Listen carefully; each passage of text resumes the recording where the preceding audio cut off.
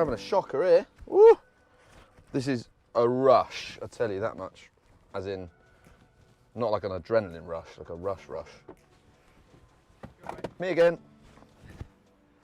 Perfect. Cheers, mate, thank you. Enjoy. Cheers. Yeah, cheers. Then we will start our journey. We will leave by driving off on the right here, and then we will start as a group, try to stay as a group, then we have some good times. Well, some good times, yeah. He's definitely said that before, hasn't he? Steering wheel's very thick. Very typical BMW steering wheel thick. So, a little introduction to what we're doing here. So this is a prototype drive of the new BMW iX1. This isn't due to be launched until sort of middle of next year, I don't think, but this is a prototype drive of it. First thing I would say is, it's a really good looking little car. We're in a convoy of, I'm following 3 others. It's a really good looking little thing from behind. It's actually a really good looking car from the front also. Okay guys, in order to start our route pretty relaxed, you can use the seat massage function. We set this on a shortcut. Cheeky little seat massage, eh? I say. He said we were going to have a good time. Seat massage on. Excellent. Right. These Germans know how to live, don't they? Cool, I tell you, that's aggressive.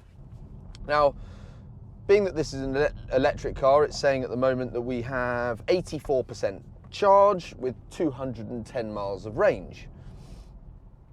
It's all the usual sort of BMW design language at the moment, with the sweeping lines in here, leather everywhere, and a sweeping dashboard, which sort of, it just looks really, really smart. I feel like I'm sitting slightly too high in the car.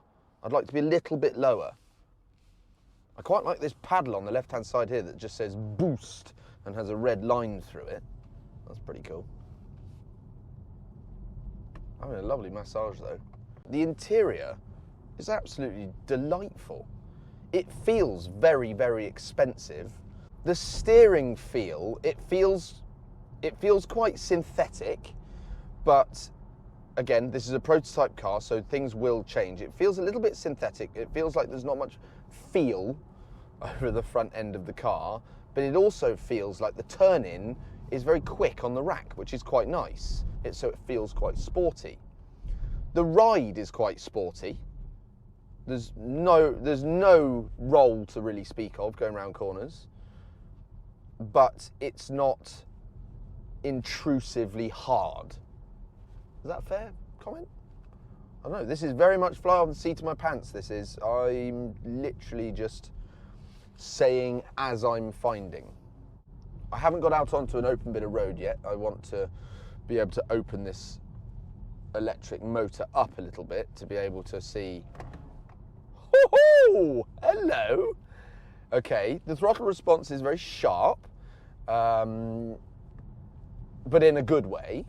And it sort of makes a weird noise as well, which I haven't explored yet. I'm going to turn the seat massage off because that's sort of kicking me in the kidneys. But yeah, it's sort of like, has a sort of,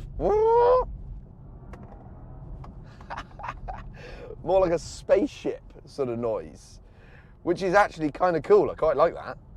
It adds to the acceleration and the fun of the car, doesn't it? It doesn't feel like a big car. It feels like quite a small car. But at the same time, I have an enormous amount of room in here. Looks like there's loads of room in the back for the kids. Do you know what? I really like this. It's a really nice car. It feels great. It feels like it would be a fantastic, everyday, usable electric car. If the mileage, if the mileage does what it says on the tin. Now, since I've got in it, I've been driving 40 miles an hour and it hasn't gone down at all. So maybe that is a good thing. I've been tickling the throttle. Maybe someone that was driving it before me is driving it harder, so now it's learning the patterns of my driving. But I'm gonna let them get away a bit. The people in front. It's the German that I'm supposed to be following. I'm now going to just accelerate hard. Here we go. So that's 60 miles an hour and it makes a wonderful little noise whilst it's doing it. That's plenty fast enough in the world we live in today. Plenty fast enough. You need nothing more than that. The seats are better than in the iX1. Throwing that out there. There's more support. They feel more sporty, and in my opinion, they're actually a little bit more comfortable. This one is equipped with the Harman Kardon speaker system, which I can attest to the fact that they are incredibly good. My M2 has it, and this will just be an even better one because it's come on further. They're brilliant. What are the materials like? Materials are lovely, leather everywhere, whether it's the pleather or whether it's the real leather, I don't know, but it does feel very expensive. The steering wheel is one of the thickest steering wheels I think I've ever held. It's thin at the top though, which is super weird, but massive where your hands sit. But that's not, you know, that's no bad thing. Some people like a thick girth to their steering wheel. Others like a sort of thinner, longer one. Everything just feels expensive in a BMW these days. I need to work out how much this car's going to be, but it feels very expensive. In the matte colour, if you're looking at buying one of these next year when they come out, have a little look at the matte grey. The matte grey looks fantastic. It really shows off all the exterior lines. This is still telling me it's only gone down by 1%. So obviously the way I'm driving it at 37 miles an hour now is very conducive to it, you know, doing really good distance on a charge. But this, I can genuinely see myself driving. My wife would like this very much. It's a really nice place to be. If you want to do so, you just have to push in the middle console the button with the car and 3 horizontal lines. Ooh. And if you do so, you will be guided through some tiles, and you have the drivetrain and chassis tile. If you push this one, then you can adapt your recuperation in drive mode.